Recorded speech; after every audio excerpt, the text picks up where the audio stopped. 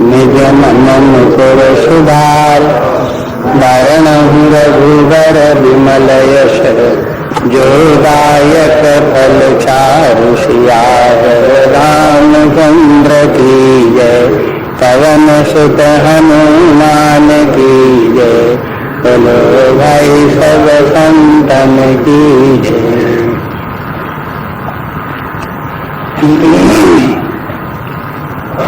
दुआ संख्या 38 के बाद पाठ।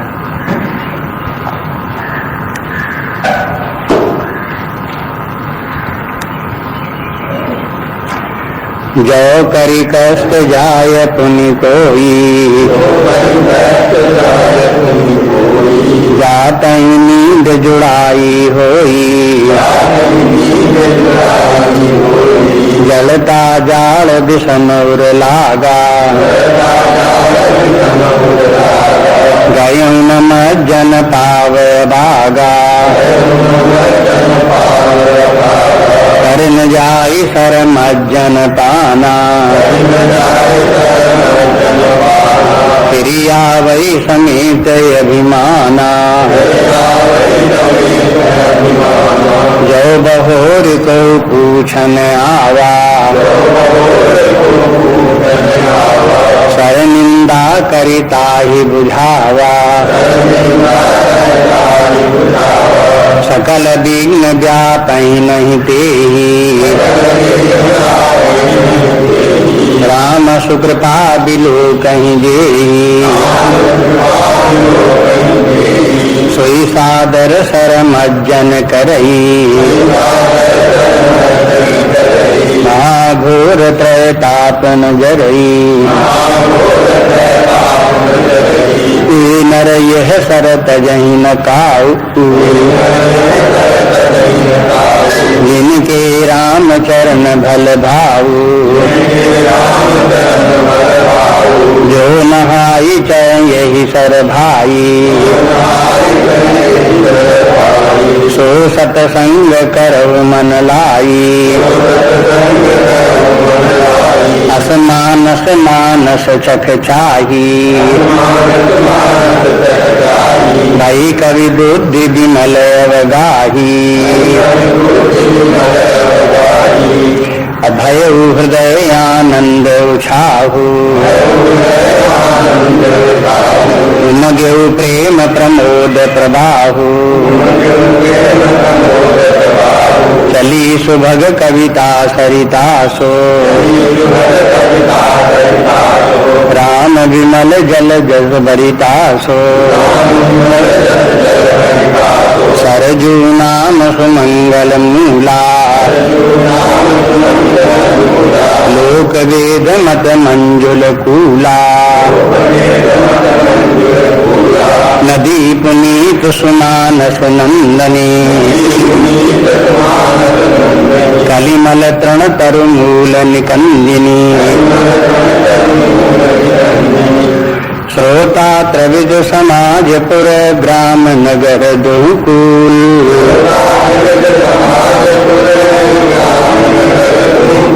संत सभाय अनुपम अवध सकल सुमंगल मूल।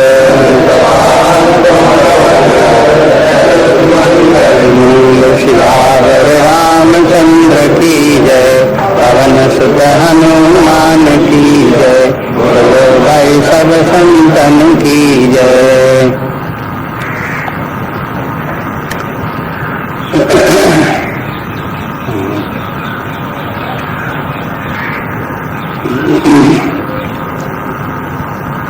तो अब प्रसंग चल रहा है रामचरितमानस। इसकी रचना कैसे हुई ये अपने हृदय में ही ये रामचरितमानस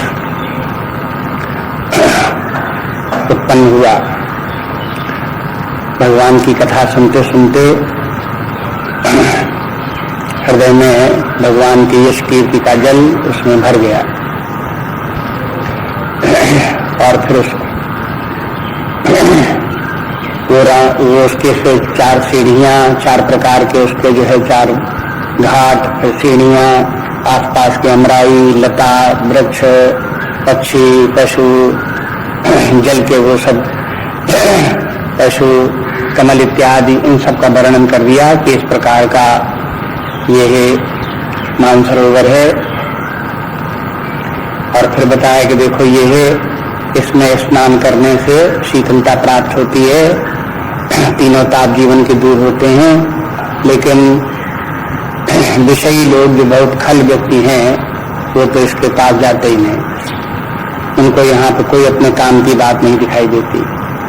जिनकी विषयों में प्रीति है तो विषय ही चाहते हैं, रामचरितमानस की कथा, भगवान की कथा उनको प्रिय नहीं लगती, पूरे लोग तो उधर जाते ही नहीं। दूसरे कुछ लोग इसके महत्व को समझते हैं लेकिन इस कथा को सुन नहीं पाते, उनको बाधाएं पड़ती हैं। घर के तमाम काम हैं, दूसरे लोग बाधा उत्पन्न करने वाले हैं, कुतर्क आदि हैं, मोह जाल इत्यादि घर का है। ये सब व्यक्ति की नाना प्रकार की बाधाएं हैं, जिनके कारण से थोड़ी बहुत उनके मन में इच्छा भी होती है कि भगवान की इस कथा को सुने पढ़ें, तो उसकी तरफ वो जा नहीं पाते इन बाधाओं के कारण।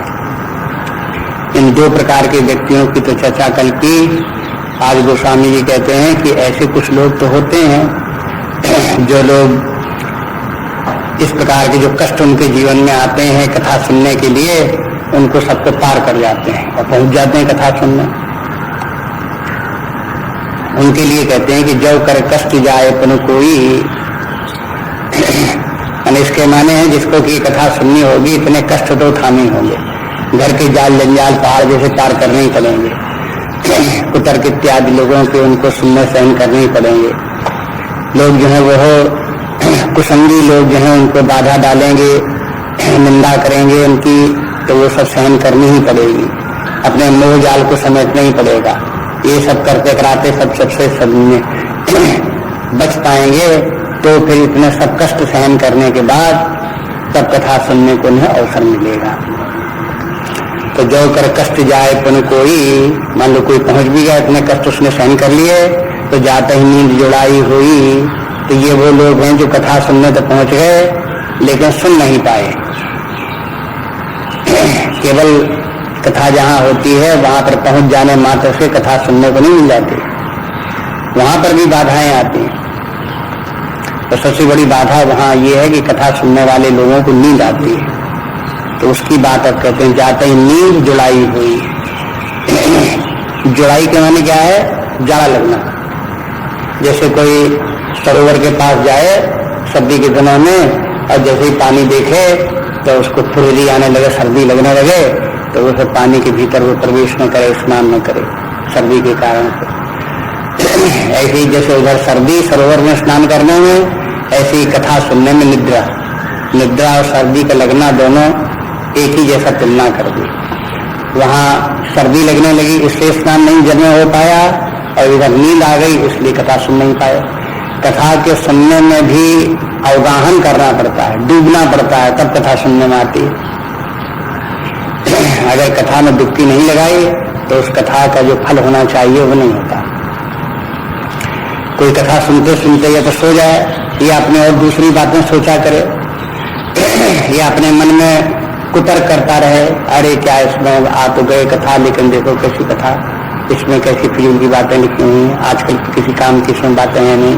ऐसे अपने मन में नाना प्रकार की बातें सोचता रहे तो फिर वो भी कथा का आनंद नहीं ले सकता और न उसका लाभ उसे प्राप्त होगा उसको। ये लोग जो है कथा सुनने वाले, सब कथा सुनने वाले लोग सब कथा सुनते हों सो बात नहीं। उनको ऐसे कह सकते हैं, कुछ लोग फिजिकली तो प्रेजेंट हैं लेकिन मेंटली एब्सेंट है। तो दो प्रकार के प्रेजेंस है, शारीरिक रूप से विद्यमान और मानसिक रूप से विद्यमान। शारीरिक रूप से विद्यमान होने के मात्र से कथा नहीं सुन जाती, जब मन से विद्यमान हो तब कथा सुनो, क्योंकि ये कथा तो मानसिक है। अरे सरोवर में स्नान करने जाओ तो ये हो सकता है कि भौतिक सरोवर, जल भी भौतिक, शरीर भी भौतिक, अपना मन कहीं भी हो लेकिन शरीर से डुबकी लगा लो पानी में तो स्नान हो जाएगा तुम्हारा। लेकिन जो कथा ही मानसिक कथा है तो जब तक कि मन से डुबकी नहीं लगाओगे तब तक उसमें कौन शरीर की डुबकी तुम्हारा लगने वाली नहीं, वहां तो मानसिक की डुबकी लगनी है, इसलिए मन विद्यमान होना चाहिए। मन कथा की तरफ ध्यान दे, क्या कथा में कहा जा रहा है उसकी गहराई में जाए, समझने की कोशिश करे, तब उसको कहते हैं कि कथा में उसने स्नान किया। तो जाते ही नींद जुड़ाई हुई। वैसे तो और ध्यान दो तो और बातें आपको मिलेंगी। शब्दावली इस प्रकार की है, जैसे जाते ही नींद माने जैसे ही गए तैसे ही लगे, तो इसके माने बाद में नींद आती 10-15 मिनट बाद, आधे घंटे के बाद, तो कुछ न कुछ कथा शुरू में सुन जाती और फिर बाद में नींद आ जाती। तो चलो कुछ सही, 1/4 सही, 1/3 सही, कुछ तो सुनी, लेकिन जैसे ही गए तैसे नींद आ गई, इसके बाद बिल्कुल नहीं सुन पाए। तो जाते ही नींद जुड़ाई हुई और जड़ता जाड़ विषम और लागा। ये जुड़ाई को यहाँ स्पष्ट कर दिया, ये जड़ता रूपी जाड़ा है, जाड़ा में सर्दी लगी। जैसे स्नान करने में पानी के पास जाए तो किसी को सर्दी लगे तो स्नान नहीं करेगा, ऐसे यहाँ जड़ता, बौद्धिक जड़ता आ गई। ये निद्रा एक प्रकार की जड़ता है जिसमें कि फिर बात समझ में नहीं आती, जड़ बुद्धि हो गई।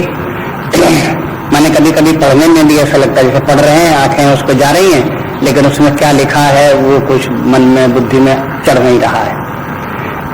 तो कभी कभी बुद्धि व्यक्ति देखता है कि बेकार पढ़ रहे हैं, धड़ बैठा कहता, तो वो होता है कि बुद्धि में जड़ता आ जाती है तो लिखा हुआ कुछ समझ में आता नहीं। ऐसे ही बोला जाता है, अगर बुद्धि में जड़ता आ गई तो कुछ भी बोलते रहें, लेकिन बुद्धि में उसको कुछ चढ़ता नहीं, कुछ समझ में नहीं आता। उस बुद्धि की जड़ता को कहते हैं जड़ता जाड़ विषम और लागा। विषम के माने ज्यादा से यहाँ तात्पर्य है, ज्यादा सर्दी लग गई तो स्नान नहीं करेगा। ऐसे ही जड़ता ज्यादा आ गई तो फिर उसको फिर समझ नहीं आएगी, कथा सुन नहीं पाएगा। और गयु न मज्जन पाव भागा, ऐसे लोग गयु माने इतना कष्ट उठा के पहुंचने को, कथा जहाँ होती वहां तक पहुंचे भी और मज्जन न पाओ, फिर उसमें स्नान नहीं कर पाए। जैसे सरोवर तक कोई जाए भी चला करके पहाड़ों को, नदियों को पार करता हुआ, और लेकिन फिर वहां उसमें स्नान न कर पाए। तो ऐसी कथा सुनने के लिए इतने मोह जाल तमाम तोड़ करके, घर के सब काम छोड़ करके तो कथा सुनने के लिए किसी तरह से पहुंचे, और लेकिन फिर वहां पर जाने पर भी उसमें जो कथा का आनंद नहीं ले पाए, उसमें स्नान डुबकी नहीं लगा पाए। ऐसे लोगों के लिए एक उनके ऊपर जो है वो एक लेबल लगा दिया। कैसे कैसे लोग हैं ये? अभागे लोग हैं। अब तुलसीदास जी ने 2 जगह अभागा शब्द प्रयोग कर दिया। एक तो वो जो अति खल थे वे लोग अभागे थे, वो तो ऐसे अभागे थे कि जिनको कथा में घर बैठे भी कोई रुचि नहीं, बिल्कुल बेकार दिखाई देती थी। एक लोग तो वो अभागे थे, और दूसरे ये अभागे जो वहां तक पहुंच भी गए और कथा नहीं सुन पाए, ये दूसरे प्रकार के अभागे लोग हैं। भाग्यशाली व्यक्तित्व तब है जब कथा सुनने को पहुंच भी जाए और सुने भी, और सुन करके उससे कुछ सीखे भी और जीवन में कुछ परिवर्तन आ जाए, तब कहा जाए कि हाँ भाग्य है उसमें। नहीं तो अभागे ही है तब तक। इसलिए अभागा शब्द बने दुर्भाग्य है उसके। गयु न मज्जन पाए भागा, और करने जाए सरमज्जन पाना। और कहते वहां तो गए, जैसे सरोवर में कोई स्नान नहीं कर पाए और उसका जल भी नहीं पी पाए, लेकिन फिर आवे समेत अभिमाना, लेकिन वहां से लौटे तो बड़े अभिमान के साथ लौटे। अरे अभिमान का है बात का, जब स्नान करने गए सरोवर तक और उसका लेकर के चिल्लू पानी नहीं पी पाए, स्नान भी नहीं कर पाए, तो वहां से लौटने पर किस बात का अभिमान? वहां तो व्यक्ति को लज्जित होने की बात है कि देखो इतनी सर्दी लगी कि हिम्मत नहीं पड़ी पानी में नहाने, ये भाव आना चाहिए। लेकिन व्यक्ति अपनी गलती नहीं मानता, अपने दोष स्वीकार नहीं करता, ये बुद्धि